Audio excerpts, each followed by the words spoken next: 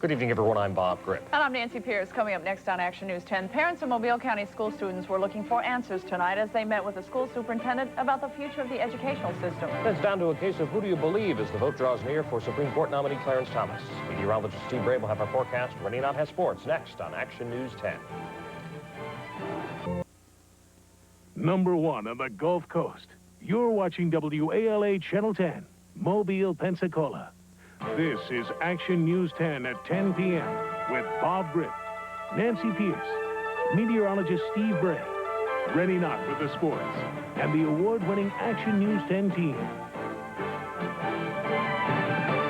Good evening, everyone. I'm Bob Grip. And I'm Nancy Pierce on Action News 10 tonight. Your electric bill might be going up whether or not you use more electricity. What had become an eyesore in downtown Mobile is about to get a facelift. And in tonight's Focus 10, with the public school system in turmoil, how are Mobile's private and parochial schools doing?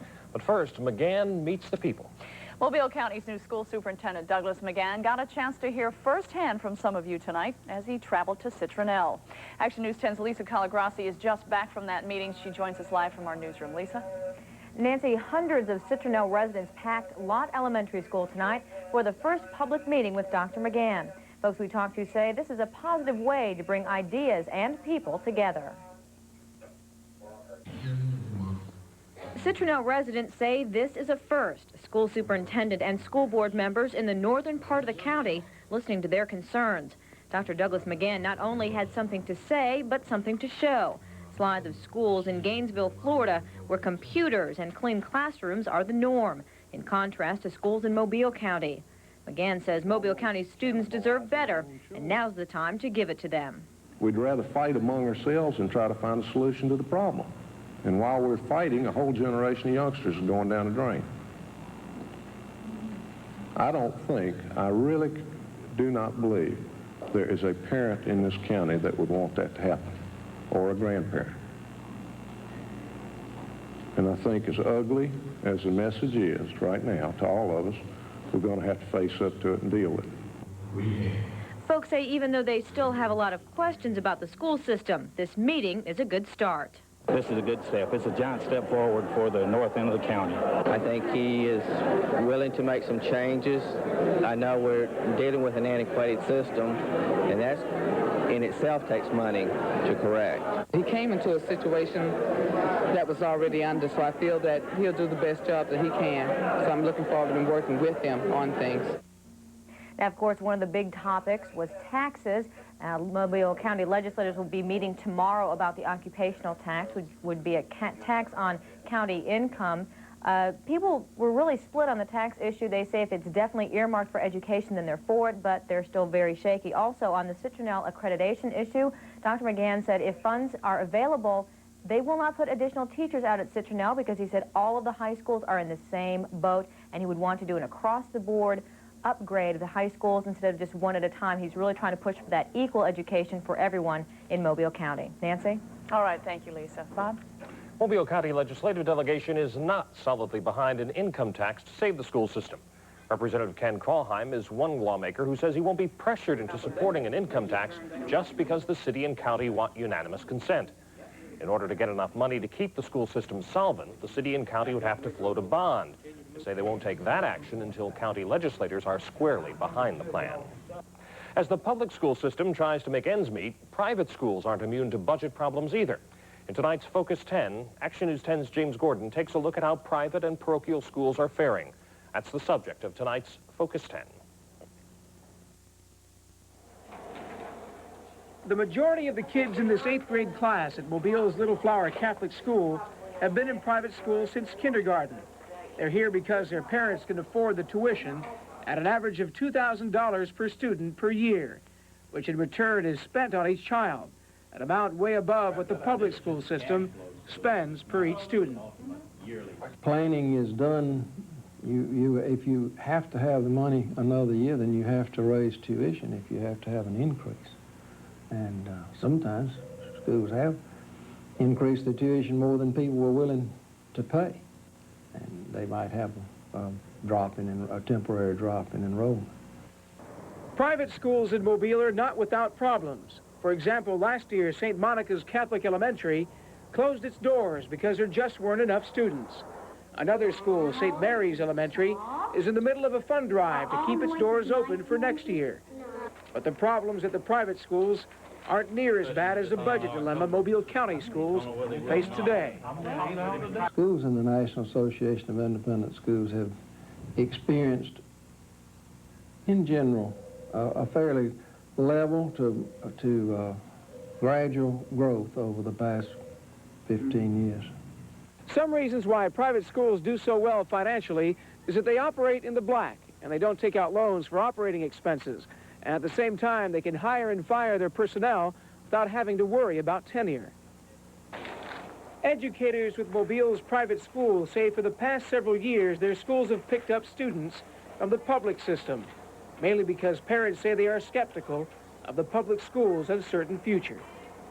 That, yes, and then overcrowdedness sometimes is a reason, that not because of the quality so much, but overcrowdedness in classrooms from public schools is the reason we get some students.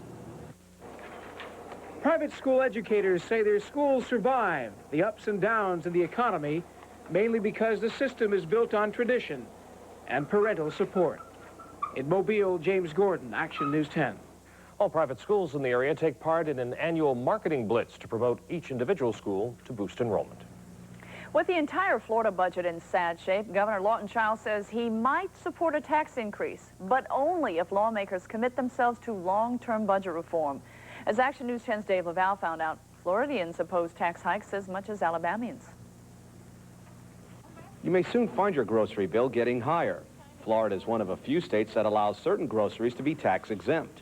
Another thing you don't pay taxes on is medical services. But that could change if Governor Lawton Child has his way. His office says that the governor's considering lifting some tax exemptions to help make up for the state's current budget crisis. No, I don't think it'll help it a bit. They'll spend it regardless of what. Spend it on something. The problem is that the state needs to cut more than $600 million from its budget. More than half of that is from education. When the governor was in town 10 days ago, many local students greeted him and told him they want more money for their schools. Some folks now believe that a tax increase is inevitable. If you want to further education and do all the things that you're supposed to do for the benefit of Florida, something is either got to give or you got to generate income. While a tax increase may help Florida's budget crisis, some folks believe local economies may suffer. Teresa Rihal works in Cordova Mall. She feels a tax increase will hurt many businesses. Lately, we haven't been doing as well as we were the past few years anyway, so I definitely think it'll hurt. Governor Childs has repeatedly said that he won't support a tax increase until the state can show that it can properly spend money. But Florida's current budget crisis may force the governor to act sooner than he wanted to. In Pensacola, Dave Laval, Action News 10. Florida will begin cutting money for state programs in about 2 weeks. Well, set aside an extra couple of quarters to pay your electric bill. The Alabama Public Service Commission just approved an extra 50-cent monthly charge to cover Alabama Power's increased fuel costs. The extra fee will appear on your bill at least until April. The confirmation vote for Supreme Court nominee Clarence Thomas is still on track for tomorrow afternoon. There have been calls for a delay following charges Thomas sexually harassed this woman, Anita Hill, 10 years ago. She made the claims in a sworn statement made to the Senate Judiciary Committee a month ago. Why did the claims suddenly surface now, just days before the vote? At this time or any other time. In fact, I have tried to avoid raising this as a press issue. In all deference to you and your work, that is exactly what I have tried to do. Well, Hill says she isn't trying to scuttle the Thomas nomination. She admits she is concerned about it. Harassment usually isn't an individual issue. It's not an issue with one person. It is behavior that people engage in. So I don't think that this is something that was directed at me personally. Tonight, an early supporter of Thomas withdrew his backing. Nebraska Senator James Exon wants the Judiciary Committee to reopen its hearings to hear from both Thomas and Hill. The vote can only be delayed if all 100 senators agree. An American imprisoned by Iran for the past 5 years is back home in the United States tonight. John Pattis arrived at the Augusta, Georgia airport this evening but did not talk with reporters. Iranian officials arrested him in 1986 and accused him of being a spy for the CIA. The release is seen as a sign Iran wants better relations with the United States. Relatives of hostage Terry Anderson have a warmer spot in their hearts tonight. They say they're delighted by the way he looks in this videotape released this weekend in Beirut. Judy Walker is Anderson's sister. Yeah, I agree with that. I feel really hopeful and positive after seeing this tape. It was different from previous ones in that before they always had a lot of threats and criticisms to make about the administration and demands to make. And Anderson says his captors have promised him very good news soon. Well, get ready for another chilly night. Meteorologist Steve Ray is here to let us know how low our temperature is going to drop tonight. I think it's going to get even colder than last night, because take a look at temperatures. This is about where we were for lows last night, and it's only 10 o'clock. 48 right now in McIntosh. Evergreen is at 49. 48 in Mobile and 51 in Pensacola. Lows for the night are going to be dropping further into the 40s and the mid to lower 40s. So the forecast stacks up like this. We're going to see clear skies tonight, but it is going to be chilly. 42 to 47 degrees across the Gulf Coast. Light northeasterly winds. How long will the cool spell stick around? I'll have those details a little bit later. Set records, maybe? Possibly. Possibly. All right, around. Thanks, Steve. Still ahead tonight, find out where the USS Forrestal will be getting its facelift. And a Mobile hotel is getting a new look and a new owner. Rod Odom tells us all about those plans when we return. Listen to what's happening at Winn-Dixie. I would spend between $80 and $90 a week at Winn-Dixie, and since the price rolled back, it's between $50 and $60. I'm a comparative shopper at Winn-Dixie, and from one week to the next, I can say the prices are going down. I have been spending between $50 and $60 a week. At Winn-Dixie, where now the same groceries are costing me like $40. Winn-Dixie, America's supermarket. To every man his chance.